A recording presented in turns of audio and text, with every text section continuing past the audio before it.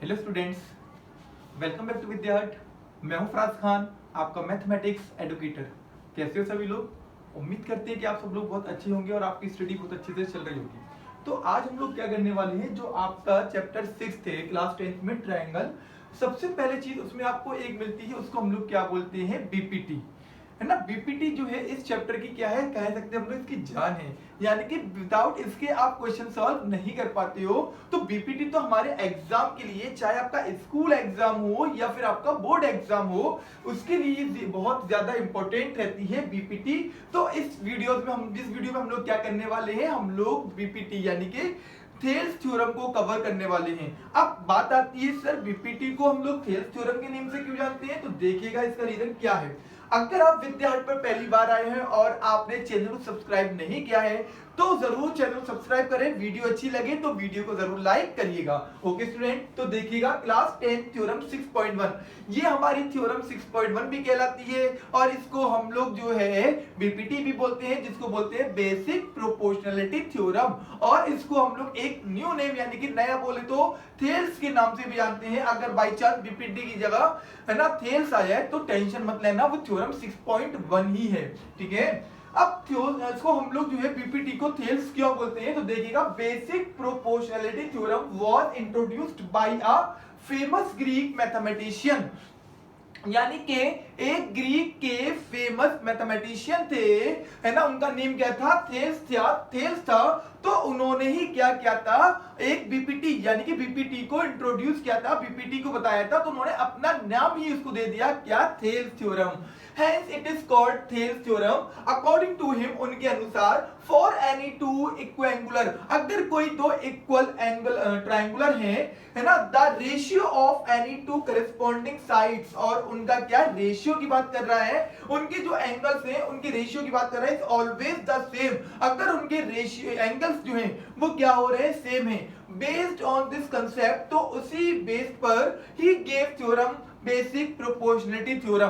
तो उन्होंने जो है उसी बेस पर क्या दिया, आपको एक बीपीटी दिया है।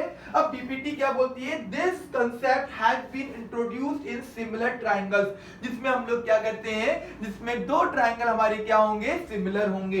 If two triangles are similar to each other then, अब आपके दो ट्रायंगल जो है बच्चा सिमिलर कब होंगे, तो पहला है corresponding angles of both the triangles are equal. जो अगर दो ट्रायंगल सिमिलर तब होंगे जब उनके क्या होगा बेटा, जब उनके करेस्पॉन्डिंग एंगल्स क्या होंगे, एक दूसरे के इक्वल होंगे। सेकंड पॉइंट क्या है, corresponding sides of both the triangles are in the proportion. Proportional corresponding जो साइड्स होंगी ऑफ बोथ ट्रायंगल, दोनों ट्रायंगल की are in proportional to each other, वो क्या होंगी, एक दूसरे की प्रोपोर्शनल होंगी। अगर दो ट्रायंगल के जो एंगल्स हैं वो इक्वल हो रहे हैं, है ना, और अगर उनकी साइड्स जो है वो प्रोपोर्शनल हो रही है, तो जो दो ट्रायंगल है वो क्या होंगे, हमारे सिमिलर होंगे। तो चलिए फिर स्टार्ट करते हैं हम लोग अपनी बीपीटी को, जो कि मोस्ट इंपॉर्टेंट होने वाली है। लेकिन सर हमारे जब एग्जाम में बीपीटी आएगी तो हमें कैसे पता चलेगा कि हमें इसमें बीपीटी करना है, क्या लिख कर आएगा, स्टेटमेंट क्या होगी, हम इसको कैसे पहचानेंगे? तो बेटा देखो, जो स्टेटमेंट लिख के आएगी वो क्या होगी, if A line is drawn parallel to one side of a triangle intersecting the other two sides in distinct points, then the other two sides are divided in the same ratio. यानी if a line drawn parallel to one side of a triangle intersect to other side, है ना, इन distinct points, यानी कि आपके पास एक side से दूसरी side की बात कर रहा है और उसने एक लाइन को ड्रॉ कर दिया, और यहाँ पर जो वाली लाइन है वो पैरेलल होगी, किसके पैरेलल होगी, थर्ड साइड के पैरेलल होगी। जब ये साइड आपकी पैरेलल होगी तो जो साइड्स यानी कि जो उसकी करस्पॉन्डिंग साइड्स हो रही वो क्या होंगी, प्रोपोर्शनली इक्वल होंगी। आपको थ्योरम 6.1 में, थेल्स में या बीपीटी में ये प्रूव करना है। तो चलिए फिर सॉल्यूशन स्टार्ट करते हैं हम लोग इसका। ओके, सबसे पहले बेटा हमारे पास इसमें गिवन क्या है, तो हमारे पास जो गिवन है वो क्या है, जल्दी आंसर करो भाई। तो आपको बच्चा, हम लोग क्या करेंगे, यहाँ पर एक ट्रायंगल ड्रॉ करेंगे। आपने क्या करा, सबसे पहले एक ट्रायंगल आपने यहाँ पर ड्रॉ कर दिया, ठीक है, जिसको आपने नाम दे दिया ए बी एंड सी, ठीक है ना, ABC। अब टू डिस्टिंक्ट पॉइंट की बात कर रहा है तो आपने दो डिस्टिंक्ट पॉइंट दे दिए, जिसको आपने नेम दे दिया, ये आपके पास हो जाएगा D और ये हो जाएगा आपके पास क्या बेटा, E हो जाएगा, ठीक है ना। अब ये वाली जो साइड है बेटा वो क्या होगी, पैरेलल होगी, किसके, इसके पैरेलल होगी। ये DE जो है वो पैरेलल है BC के, ये हम नहीं कह रहे, ये आपको क्वेश्चन में यानी स्टेटमेंट में गिवन है। सबसे पहले हमारे पास जो गिवन है वो क्या होगा, DE। DE जो होगी बेटा वो क्या होगी, पैरेलल होगी, किसके पैरेलल होगी, तो BC के पैरेलल होगी, okay. DE parallel to BC। अब क्लास 9th में जब आप थे तो आपने पढ़ा था जब दो लाइन एक दूसरे के पैरेलल होती हैं तो उनकी जो करेस्पॉन्डिंग एंगल होते हैं वो क्या होते हैं, इक्वल होते हैं। इसको हमने बोल दिया बेटा ये हमारे पास एंगल 1 है और ये आपके पास बच्चा क्या है, एंगल 2 है। ये एंगल 3 होगा हम लोग के पास बेटा, और ये एंगल कौन सा हो जाएगा, हमारे पास एंगल 4 होगा, और ये हमारे पास क्या हो जाएगा, एंगल 5 हो जाएगा, ठीक है ना। तो बेटा एंगल 1 जो है वो अब हम लोग क्या करेंगे, अब आप कैसे कह सकते हो कि सर एंगल 1 इक्वल होगा एंगल 2 के, हम लोग क्या करेंगे बेटा, यहाँ पर आपको दो ट्राइंगल बनते हुए नजर आ रहे होंगे। कौन कौन से हैं, एक ट्राइंगल है ABC, दूसरा ट्राइंगल होगा आपका ADE। तो हम लोग क्या करेंगे, अब हमें पहले देखो यहाँ पर लिख देते हैं हम लोग प्रूफ, कि हमें प्रूफ क्या करना है, तो हमें प्रूफ करना है AD अपॉन BD इक्वल होगा बेटा किसके, AE अपॉन CE के, AE अपॉन CE के बेटा क्या होगा, ये इक्वल होगा। अब यहां से हम लोग क्या करते हैं, अपना प्रूफ करना स्टार्ट करते हैं, ओके। प्रूफ में सबसे पहले बेटा हमारे पास गिवन क्या है, तो गिवन है DE पैरेलल टू BC। हम ये कहां से लिख देंगे, DE जो होगा बेटा वो क्या पैरेलल है, किसके पैरेलल है, तो बेटा BC के पैरेलल है। ये हम नहीं बोल रहे, ये हमारे पास स्टेटमेंट में ऑलरेडी क्या है, गिवन है, ठीक है। अब इन ट्राइंगल, अब आपके पास यहां पर कितने ट्राइंगल बन रहे हैं, तो दो ट्राइंगल, एक ट्राइंगल ABC है और दूसरा ट्राइंगल कौन सा हो रहा है हमारे पास, ADE।